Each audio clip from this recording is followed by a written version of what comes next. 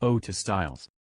The intense interest aroused in the public by what was known at the time as the Styles case has now somewhat subsided. Nevertheless, in view of the worldwide notoriety which attended it, I have been asked, both by my friend Poirot and the family themselves, to write an account of the whole story. This, we trust, will effectually silence the sensational rumors which still persist. I will therefore briefly set down the circumstances which led to my being connected with the affair. I had been invalided home from the front, and, after spending some months in a rather depressing convalescent home, was given a month's sick leave. Having no near relations or friends, I was trying to make up my mind what to do, when I ran across John Cavendish. I had seen very little of him for some years. Indeed, I had never known him particularly well. He was a good 15 years my senior, for one thing, though he hardly looked his 45 years. As a boy, though, I had often stayed at Styles, his mother's place in Essex.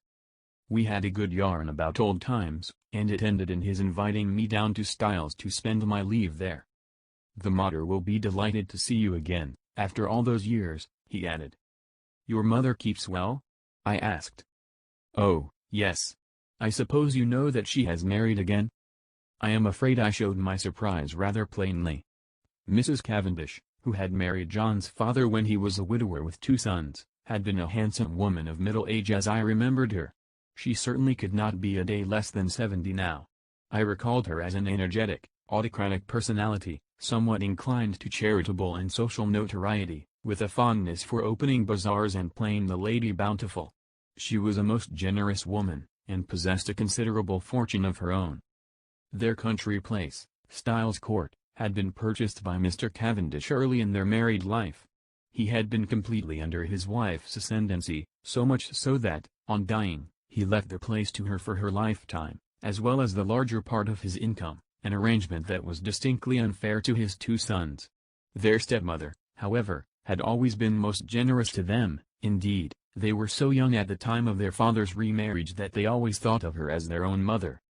Lawrence, the younger, had been a delicate youth. He had qualified as a doctor but early relinquished the profession of medicine, and lived at home while pursuing literary ambitions, though his verses never had any marked success. John practiced for some time as a barrister, but had finally settled down to the more congenial life of a country squire. He had married 2 years ago, and had taken his wife to live at Styles, though I entertained a shrewd suspicion that he would have preferred his mother to increase his allowance, which would have enabled him to have a home of his own. Mrs. Cavendish, however, was a lady who liked to make her own plans, and expected other people to fall in with them, and in this case she certainly had the whip hand, namely, the purse strings.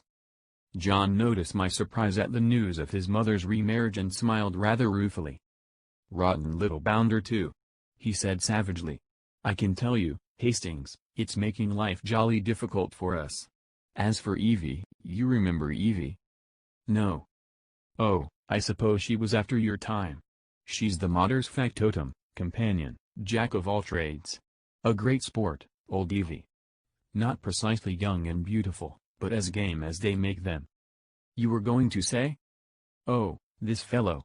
He turned up from nowhere, on the pretext of being a second cousin or something of Evie's, though she didn't seem particularly keen to acknowledge the relationship.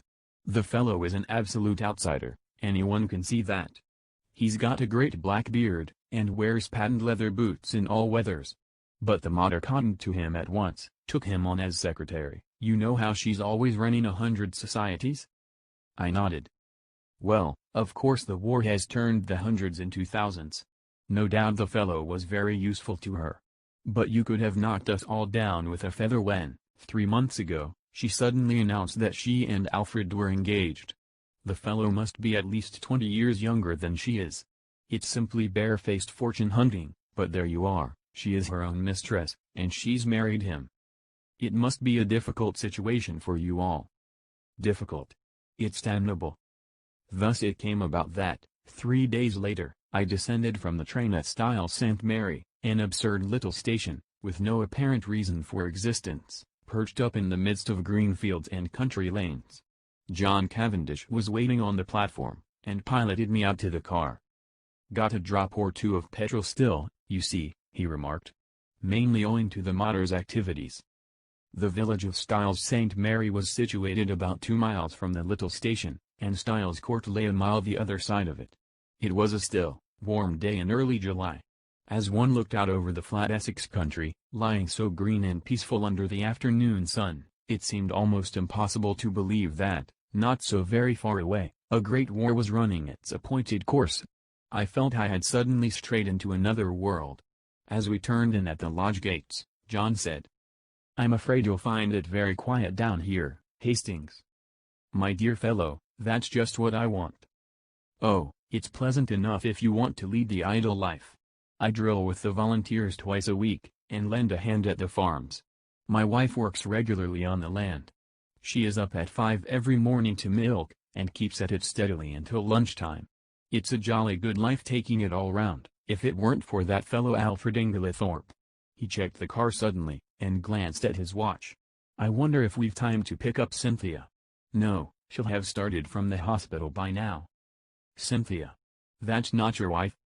"No, Cynthia is a protégée of my mother's, the daughter of an old schoolfellow of hers, who married a rascally solicitor. He came a cropper, and the girl was left an orphan and penniless. My mother came to the rescue, and Cynthia has been with us nearly 2 years now. She works in the Red Cross Hospital at Tadminster, 7 miles away." As he spoke the last words, we drew up in front of the fine old house. A lady in a stout tweed skirt, who was bending over a flower bed, straightened herself at our approach. "Hello, Evie, here's our wounded hero. Mr. Hastings, Miss Howard." Miss Howard shook hands with a hearty, almost painful, grip. I had an impression of very blue eyes in a sunburned face. She was a pleasant-looking woman of about 40, with a deep voice, almost manly in its stentorian tones, and had a large sensible square body, with feet to match, these last encased in good thick boots. Her conversation, I soon found, was couched in the telegraphic style. "Weeds grow like house afire. Can't keep even with 'em. Shall press you in. Better be careful." "I'm sure I shall be only too delighted to make myself useful," I responded. "Don't say it. Never does. Wish you hadn't later." "You're a cynic, Evie," said John, laughing. "Where's tea today, inside or out?" "Out. Too fine a day to be cooped up in the house."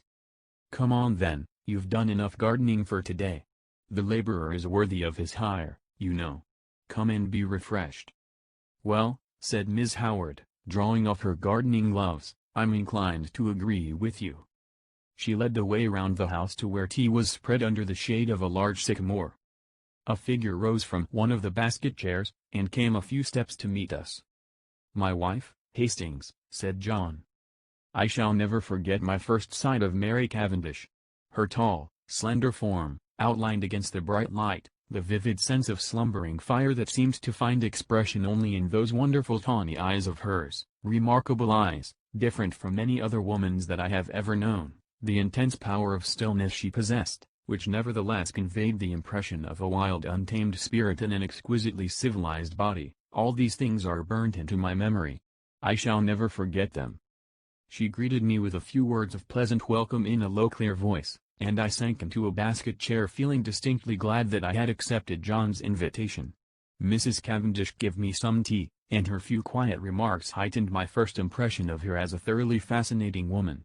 An appreciative listener is always stimulating, and I described, in a humorous manner, certain incidents of my convalescent home, in a way which, I flatter myself, greatly amused my hostess. John, of course, good fellow though he is, could hardly be called a brilliant conversationalist. At that moment a well-remembered voice floated through the open French window near at hand. "Then you'll write to the princess after tea, Alfred?" "I'll write to Lady Tadminster for the second day, myself. Or shall we wait until we hear from the princess? In case of a refusal, Lady Tadminster might open it the first day, and Mrs. Crosby the second. Then there's the Duchess, about the school fete." There was the murmur of a man's voice, and then Mrs. Inglethorpe's rose in reply. "Yes, certainly. After tea will do quite well. You are so thoughtful, Alfred dear." The French window swung open a little wider, and a handsome white-haired old lady, with a somewhat masterful cast of features, stepped out of it onto the lawn. A man followed her, a suggestion of deference in his manner. Mrs. Inglethorpe greeted me with effusion. "Why, If it isn't too delightful to see you again, Mr. Hastings, after all these years.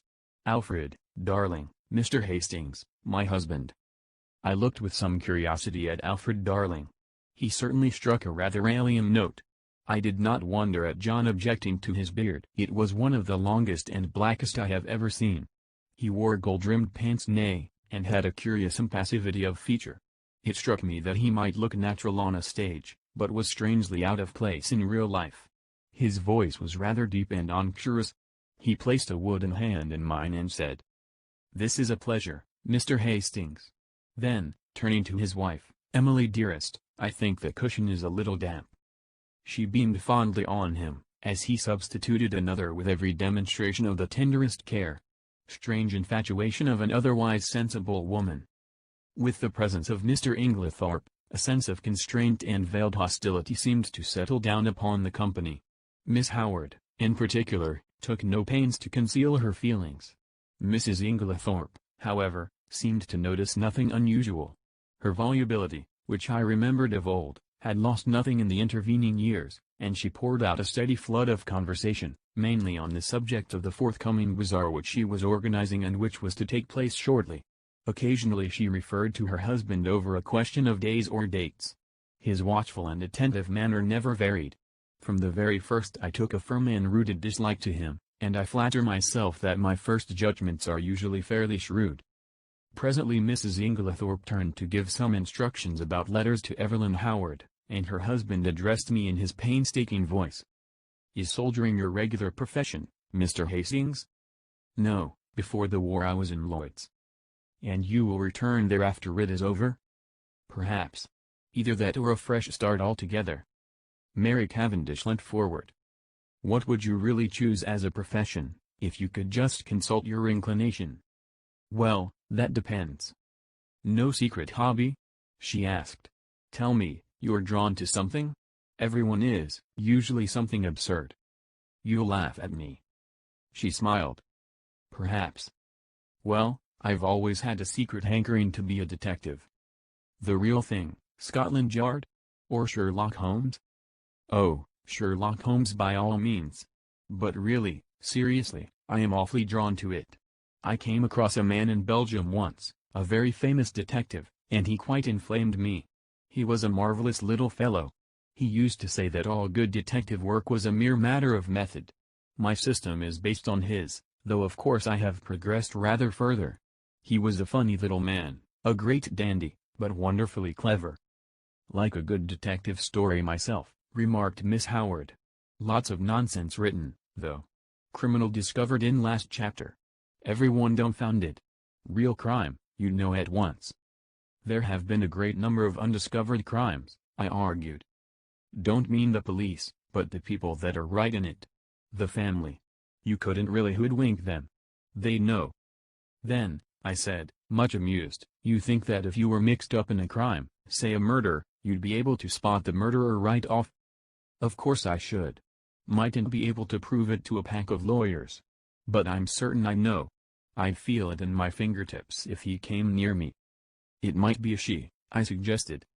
"Might. But murder's a violent crime. Associate it more with a man." "Not in a case of poisoning." Mrs. Cavendish's clear voice startled me. "Dr. Bauerstein was saying yesterday that, owing to the general ignorance of the more uncommon poisons among the medical profession, there were probably countless cases of poisoning quite unsuspected." "Why, Mary, what a gruesome conversation!" cried Mrs. Inglethorpe. "It makes me feel as if a goose were walking over my grave. Oh, there's Cynthia." A young girl in VAD uniform ran lightly across the lawn. "Why, Cynthia, you are late today. This is Mr. Hastings, Miss Murdoch." Cynthia Murdoch was a fresh-looking young creature, full of life and vigor.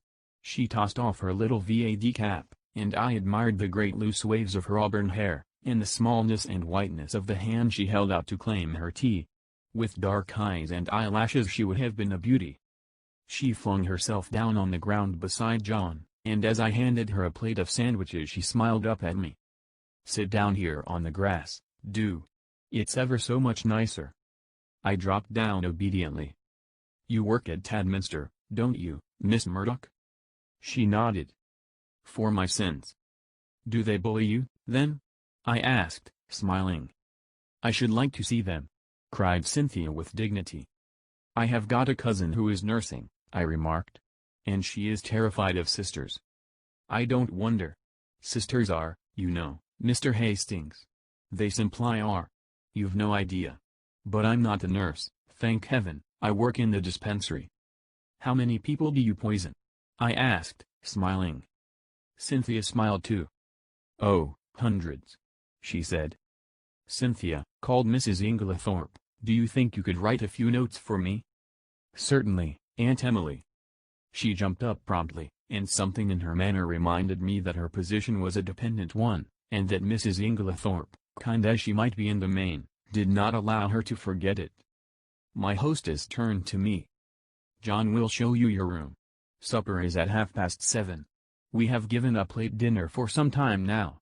Lady Tadminster, our member's wife, she was the late Lord Abbotsbury's daughter, does the same. She agrees with me that one must set an example of economy.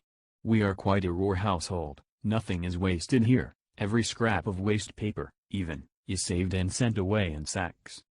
I expressed my appreciation, and John took me into the house and up the broad staircase, which forked right and left halfway to different wings of the building. My room was in the left wing, and looked out over the park. John left me, and a few minutes later I saw him from my window walking slowly across the grass arm in arm with Cynthia Murdoch.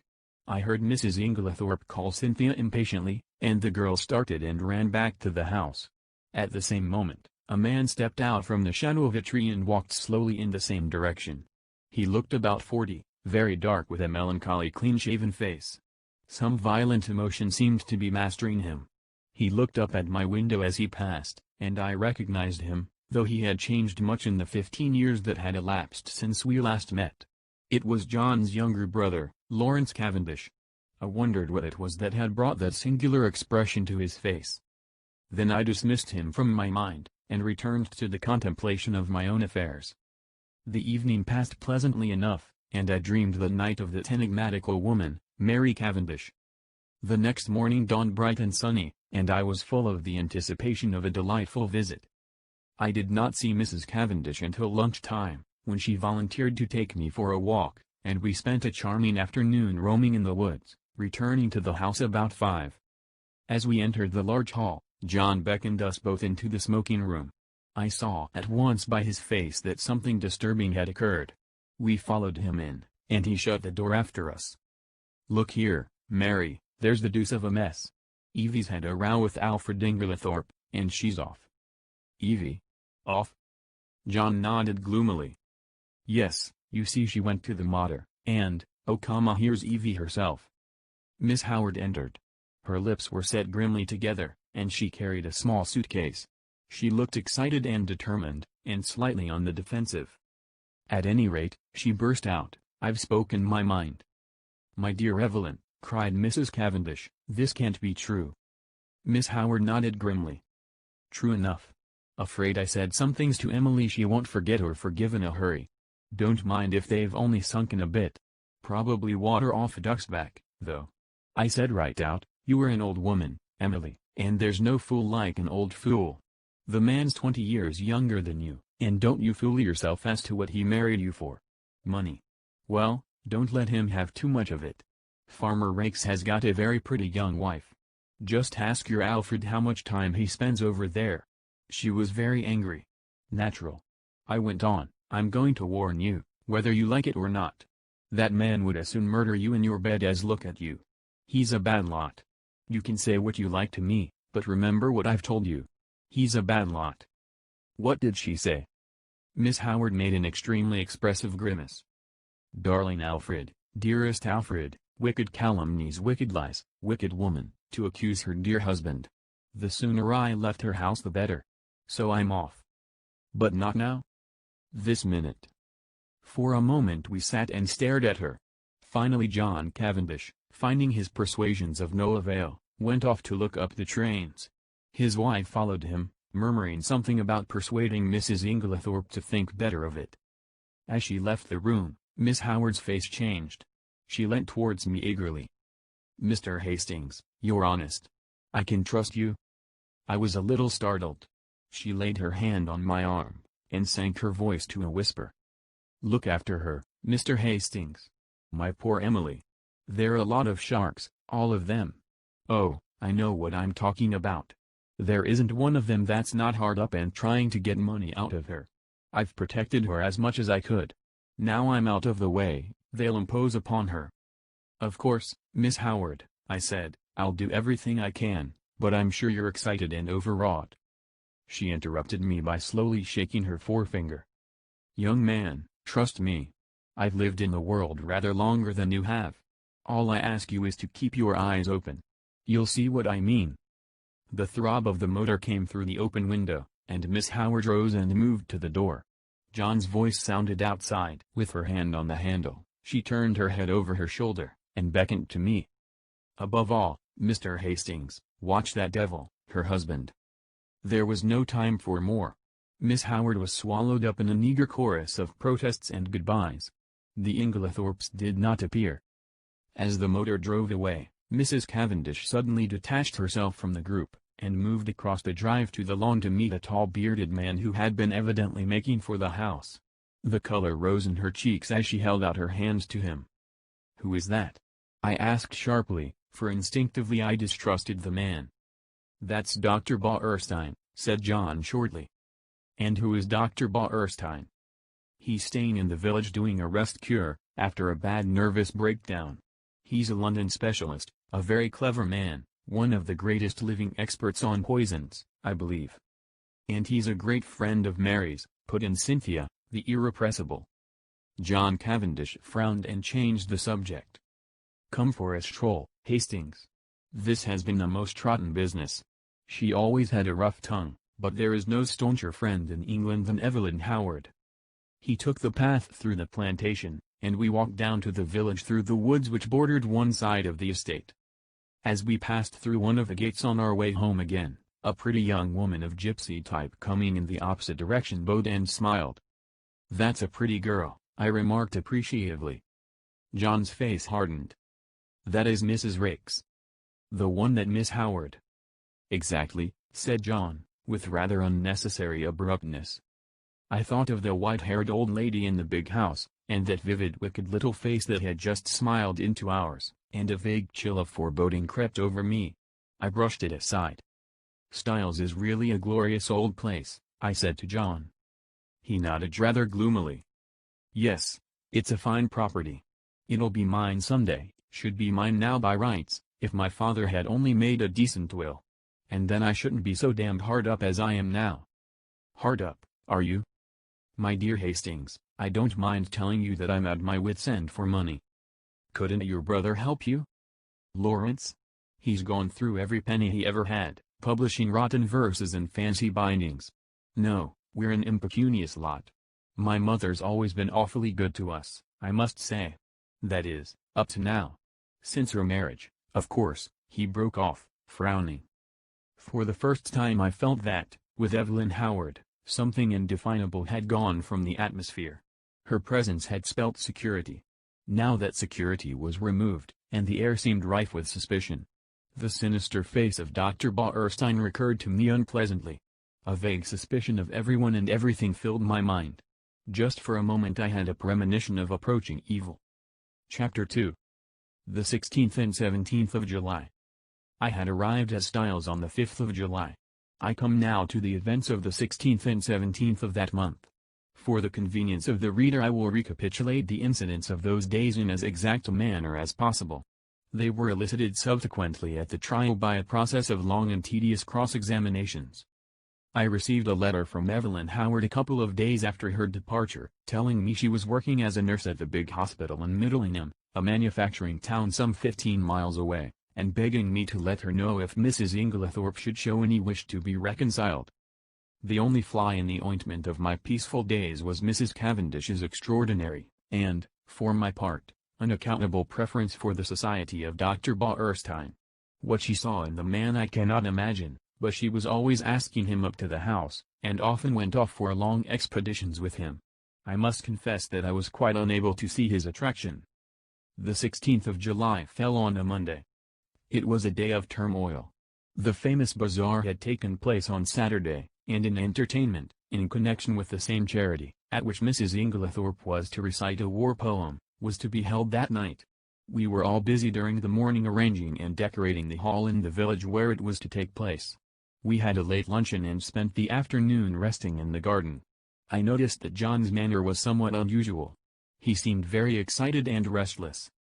After tea, Mrs. Inglethorpe went to lie down to rest before her efforts in the evening, and I challenged Mary Cavendish to a single at tennis. About 6:45, Mrs. Inglethorpe called us that we should be late as supper was early that night. We had rather a scramble to get ready in time, and before the meal was over the motor was waiting at the door. The entertainment was a great success, Mrs. Inglethorpe's recitation receiving tremendous applause. There were also some tableaux in which Cynthia took part. She did not return with us, having been asked to a supper party, and to remain the night with some friends who had been acting with her and the tableaux. The following morning, Mrs. Inglethorpe stayed in bed to breakfast, as she was rather overtired, but she appeared in her briskest mood about 12:30, and swept Lawrence and myself off to a luncheon party. Such a charming invitation from Mrs. Rolleston. Lady Tadminster's sister, you know. The Rollestons came over with the Conqueror, one of our oldest families.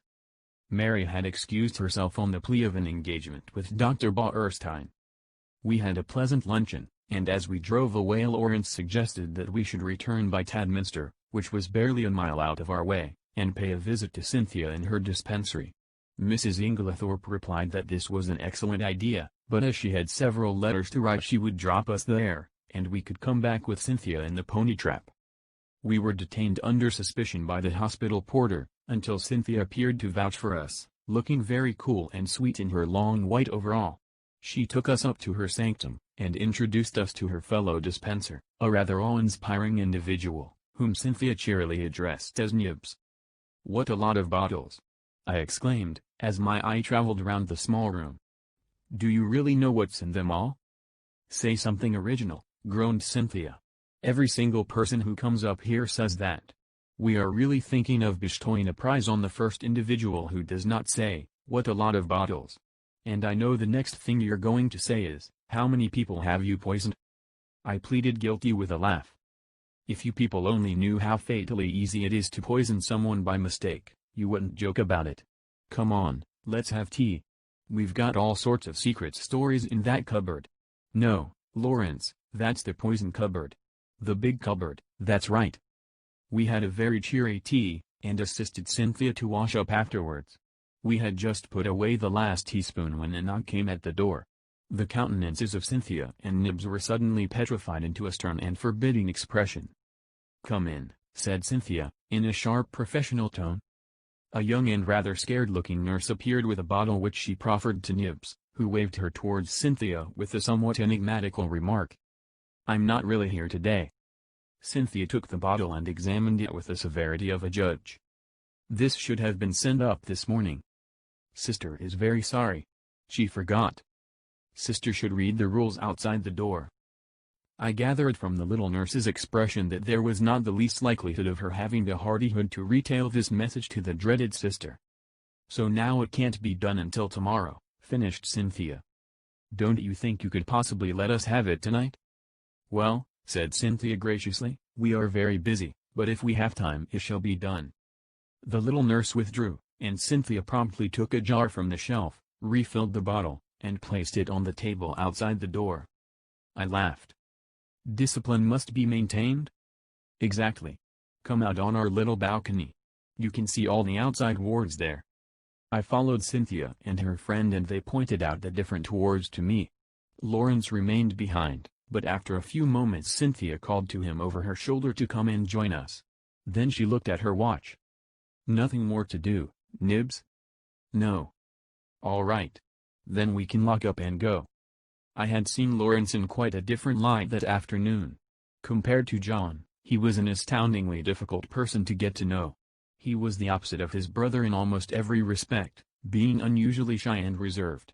Yet he had a certain charm of manner, and I fancied that, if one really knew him well, one could have a deep affection for him. I had always fancied that his manner to Cynthia was rather constrained, and that she on her side was inclined to be shy of him. But they were both gay enough this afternoon, and chatted together like a couple of children. As we drove through the village, I remembered that I wanted some stamps, so accordingly we pulled up at the post office. As I came out again, I cannoned into a little man who was just entering. I drew aside and apologized, when suddenly, with a loud exclamation, he clasped me in his arms and kissed me warmly. "Mon ami Hastings!" he cried. "It is indeed mon ami Hastings." "Poirot!" I exclaimed. I turned to the pony trap. "This is a very pleasant meeting for me, Miss Cynthia. This is my old friend, Monsieur Poirot, whom I have not seen for years." "Oh, we know Monsieur Poirot," said Cynthia gaily. "But I had no idea he was a friend of yours." "Yes, indeed," said Poirot seriously. "I know Mademoiselle Cynthia. It is by the charity of that good Mrs. Inglethorpe that I am here." Then, as I looked at him inquiringly, "Yes, my friend, she had kindly extended hospitality to 7 of my country people who, alas, are refugees from their native land. We Belgians will always remember her with gratitude." Poirot was an extraordinary-looking little man. He was hardly more than 5 feet, 4 inches, but carried himself with great dignity. His head was exactly the shape of an egg, and he always perched it a little on one side. His mustache was very stiff and military. The neatness of his attire was almost incredible. I believe a speck of dust would have caused him more pain than a bullet wound. Yet this quaint dandified little man who, I was sorry to see, now limped badly, had been in his time one of the most celebrated members of the Belgian police. As a detective, his flair had been extraordinary, and he had achieved triumphs by unraveling some of the most baffling cases of the day. He pointed out to me the little house inhabited by him and his fellow Belgians, and I promised to go and see him at an early date. Then he raised his hat with a flourish to Cynthia, and we drove away. "He's a dear little man," said Cynthia. "I'd no idea you knew him." "You've been entertaining a celebrity unawares," I replied. And, for the rest of the way home, I recited to them the various exploits and triumphs of Hercule Poirot. We arrived back in a very cheerful mood. As we entered the hall, Mrs. Inglethorpe came out of her boudoir. She looked flushed and upset. "Oh, it's you," she said. "Is there anything the matter, Aunt Emily?" asked Cynthia. "Certainly not," said Mrs. Inglethorpe sharply. "What should there be?" Then catching sight of Dorcas, the parlour maid, going into the dining room, she called to her to bring some stamps into the boudoir. "Yes, mm." The old servant hesitated, then added diffidently, "Don't you think, you'd better get to bed? You're looking very tired." "Perhaps you're right, Dorcas. Yes, no, not now. I've some letters I must finish by post time. Have you lighted the fire in my room as I told you?" "Yes, Then I'll go to bed directly after supper." She went into the boudoir again, and Cynthia stared after her. "Goodness gracious! I wonder what's up?" she said to Lawrence. He did not seem to have heard her, for without a word he turned on his heel and went out of the house. I suggested a quick game of tennis before supper and, Cynthia agreeing, I ran upstairs to fetch my racket. Mrs. Cavendish was coming down the stairs. It may have been my fancy, but she, too, was looking odd and disturbed. "Had a good walk with Dr. Bauerstein?" I asked, trying to appear as indifferent as I could. "I didn't go," she replied abruptly. "Where is Mrs. Inglethorpe?" "In the boudoir." Her hand clenched itself on the banisters. Then she seemed to nerve herself for some encounter, and went rapidly past me down the stairs across the hall to the boudoir, the door of which she shut behind her. As I ran out to the tennis court a few moments later, I had to pass the open boudoir window, and was unable to help overhearing the following scrap of dialogue. Mary Cavendish was saying in the voice of a woman desperately controlling herself, "Then you won't show it to me?" To which Mrs. Inglethorpe replied, "My dear Mary, it has nothing to do with that matter." "Then show it to me." "I tell you it is not what you imagine. It does not concern you in the least." To which Mary Cavendish replied, with a rising bitterness, "Of course, I might have known you would shield him." Cynthia was waiting for me, and greeted me eagerly with, "I say, there's been the most awful row. I've got it all out of Dorcas." "What kind of a row?" "Between Aunt Emily and him. I do hope she's found him out at last." "Was Dorcas there, then?" "Of course not. She happened to be near the door. It was a real old bust-up. I do wish I knew what it was all about. I thought of Mrs. Rakes's gypsy face, and Evelyn Howard's warnings, but wisely decided to hold my peace, whilst Cynthia exhausted every possible hypothesis, and cheerfully hoped, Aunt Emily will send him away, and will never speak to him again. I was anxious to get hold of John, but he was nowhere to be seen. Evidently something very momentous had occurred that afternoon. I tried to forget the few words I had overheard, but, do what I would, I could not dismiss them altogether from my mind. What was Mary Cavendish's concern in the matter? Mr. Inglethorpe was in the drawing-room when I came down to supper. His face was impassive as ever, and the strange unreality of the man struck me afresh. Mrs. Inglethorpe came down last. She still looked agitated, and during the meal there was a somewhat constrained silence. Inglethorpe was unusually quiet. As a rule, he surrounded his wife with little attentions, placing a cushion at her back, and altogether playing the part of the devoted husband. Immediately after supper, Mrs. Inglethorpe retired to her boudoir again. "Send my coffee in here, Mary," she called. "I've just 5 minutes to catch the post." Cynthia and I went and sat by the open window in the drawing-room. Mary Cavendish brought our coffee to us. She seemed excited. "Do you young people want lights, or do you enjoy the twilight?" she asked. "Will you take Mrs. Inglethorpe her coffee, Cynthia? I will pour it out." "Do not trouble, Mary," said Inglethorpe. "I will take it to Emily." He poured it out, and went out of the room carrying it carefully. Lawrence followed him, and Mrs. Cavendish sat down by us. We three sat for some time in silence. It was a glorious night, hot and still. Mrs. Cavendish fanned herself gently with a palm leaf. "It's almost too hot," she murmured. "We shall have a thunderstorm. Alas, that these harmonious moments can never endure." My paradise was rudely shattered by the sound of a well-known, and heartily disliked, voice in the hall. "Dr. Bauerstein!" exclaimed Cynthia. "What a funny time to come!" I glanced jealously at Mary Cavendish, but she seemed quite undisturbed. The delicate pallor of her cheeks did not vary. In a few moments, Alfred Inglethorpe had ushered the doctor in, the latter laughing, and protesting that he was in no fit state for a drawing-room. In truth, he presented a sorry spectacle, being literally plastered with mud. "What have you been doing, doctor?" cried Mrs. Cavendish. "I must make my apologies," said the doctor. "I did not really mean to come in, but Mr. Inglethorpe insisted." "Well, Bauerstein, you are in a plight," said John, strolling in from the hall. "Have some coffee, and tell us what you have been up to." "Thank you, I will." He laughed rather ruefully, as he described how he had discovered a very rare species of fern in an inaccessible place, and in his efforts to obtain it had lost his footing, and slipped ignominiously into a neighboring pond. "The sun soon dried me off," he added, "but I'm afraid my appearance is very disreputable." At this juncture, Mrs. Inglethorpe called to Cynthia from the hall, and the girl ran out. "Just carry up my dispatch case, will you, dear? I'm going to bed." The door into the hall was a wide one. I had risen when Cynthia did. John was close by me.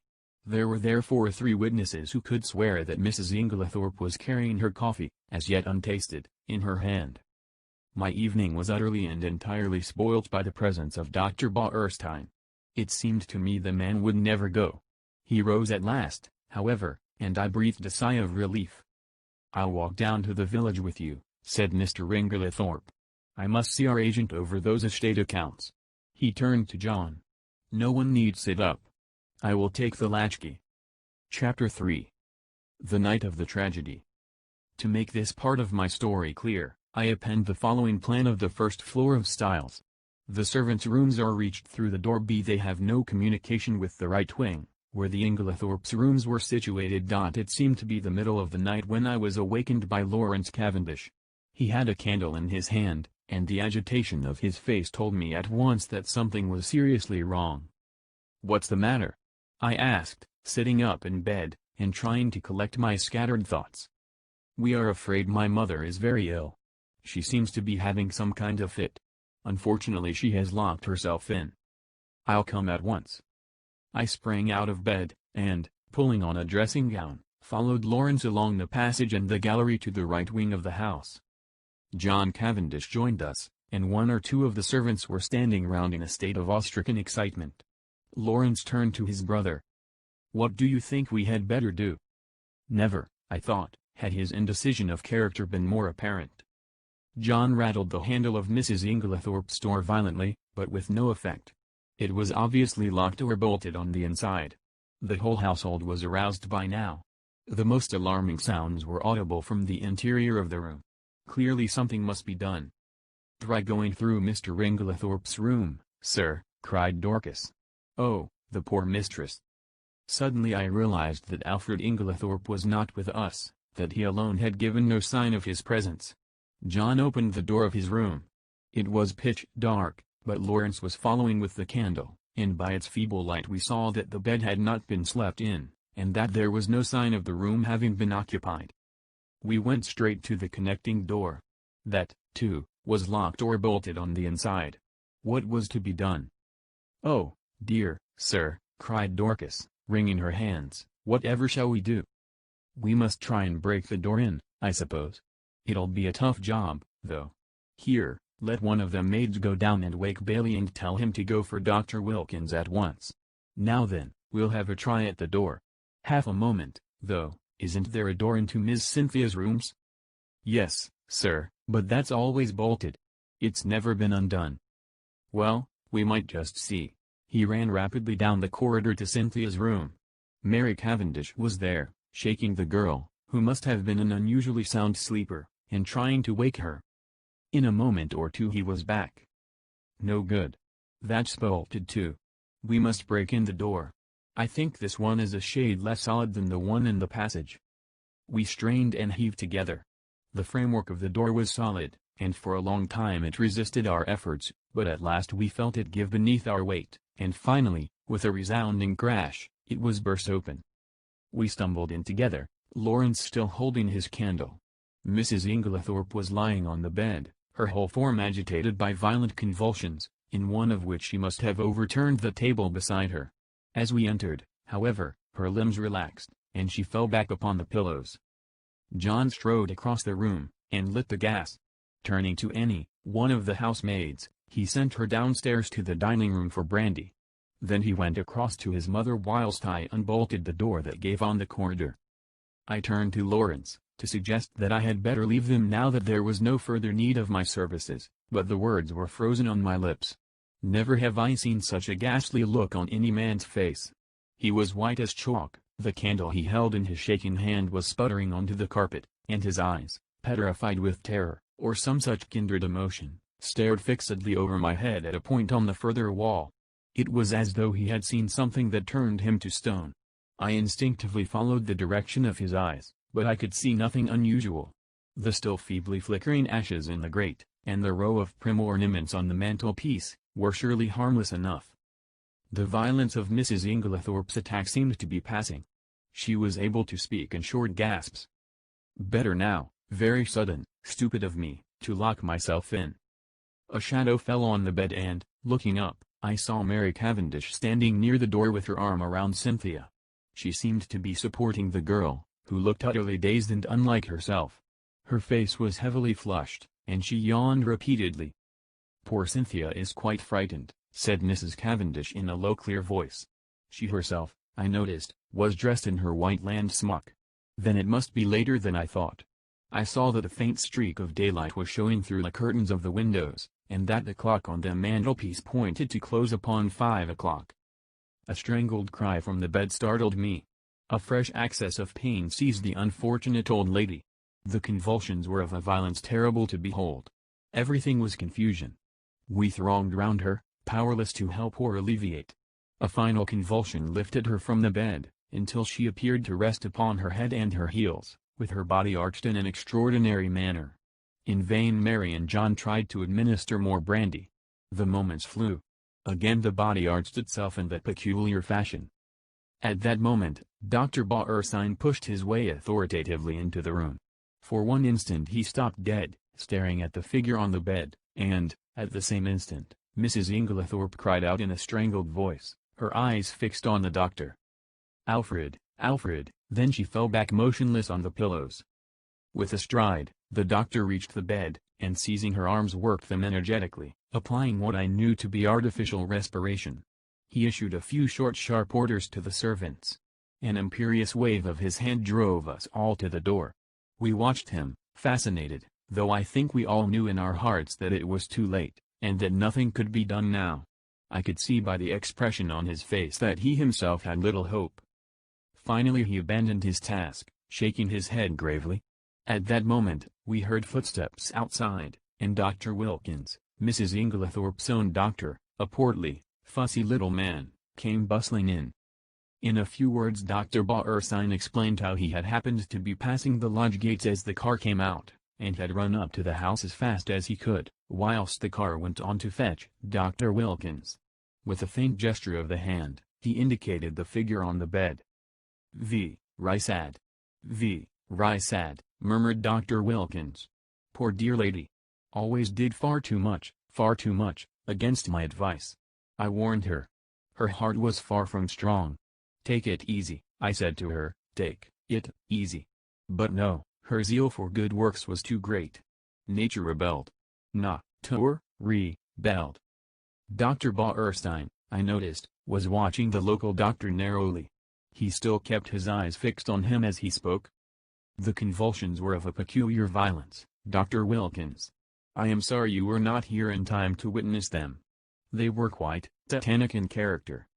"Ah," said Dr. Wilkins wisely.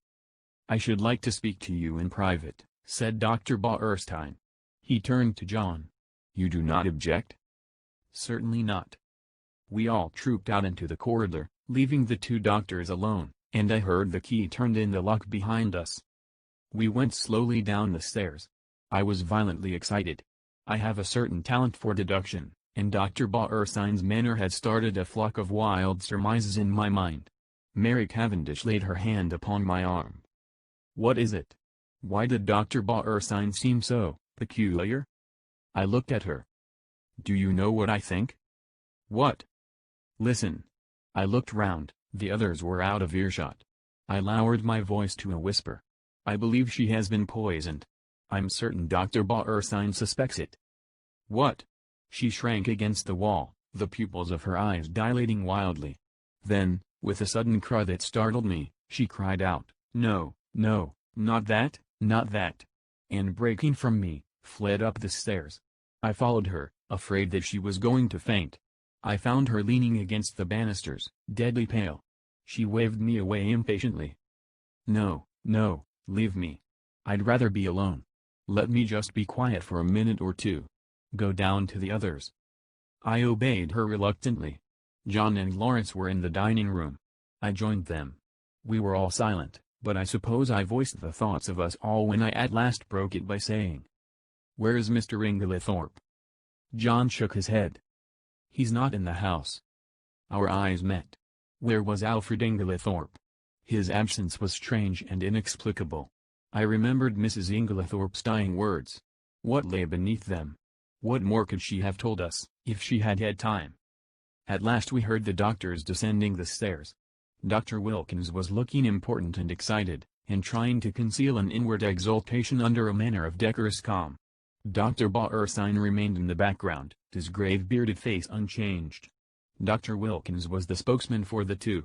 He addressed himself to John. "Mr. Cavendish, I should like your consent to a post-mortem." "Is that necessary?" asked John gravely. A spasm of pain crossed his face. "Absolutely," said Dr. Bauerstein. "You mean by that?" "That neither Dr. Wilkins nor myself could give a death certificate under the circumstances." John bent his head. "In that case, I have no alternative but to agree." "Thank you," said Dr. Wilkins briskly. "We propose that it should take place tomorrow night, or rather tonight." And he glanced at the daylight. "Under the circumstances, I am afraid an inquest can hardly be avoided. These formalities are necessary, but I beg that you won't distress yourselves." There was a pause, and then Dr. Bauerstein drew 2 keys from his pocket, and handed them to John. "These are the keys of the 2 rooms. I have locked them and, in my opinion, they would be better kept locked for the present." The doctors then departed. I had been turning over an idea in my head, and I felt that the moment had now come to broach it. Yet I was a little chary of doing so. John, I knew, had a horror of any kind of publicity, and was an easygoing optimist, who preferred never to meet trouble halfway. It might be difficult to convince him of the soundness of my plan. Lawrence, on the other hand, being less conventional, and having more imagination, I felt I might count upon as an ally. There was no doubt that the moment had come for me to take the lead. "John," I said, "I am going to ask you something." "Well?" "You remember my speaking of my friend Poirot? The Belgian who is here? He has been a most famous detective." "Yes." "I want you to let me call him in, to investigate this matter." "What, now?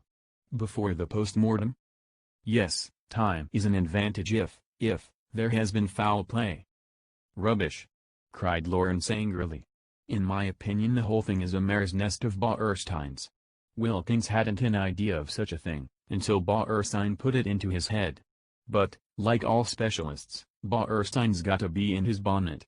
Poisons are his hobby, so of course he sees them everywhere." I confess that I was surprised by Lawrence's attitude. He was so seldom vehement about anything. John hesitated. "I can't feel as you do, Lawrence," he said at last. "I'm inclined to give Hastings a free hand, though I should prefer to wait a bit. We don't want any unnecessary scandal." "No, no," I cried eagerly, "you need have no fear of that. Poirot is discretion itself." "Very well, then, have it your own way. I leave it in your hands. Though, if it is as we suspect, it seems a clear enough case. God forgive me if I am wronging him." I looked at my watch. It was 6 o'clock. I determined to lose no time. 5 minutes delay, however, I allowed myself. I spent it in ransacking the library until I discovered a medical book which gave a description of strychnine poisoning.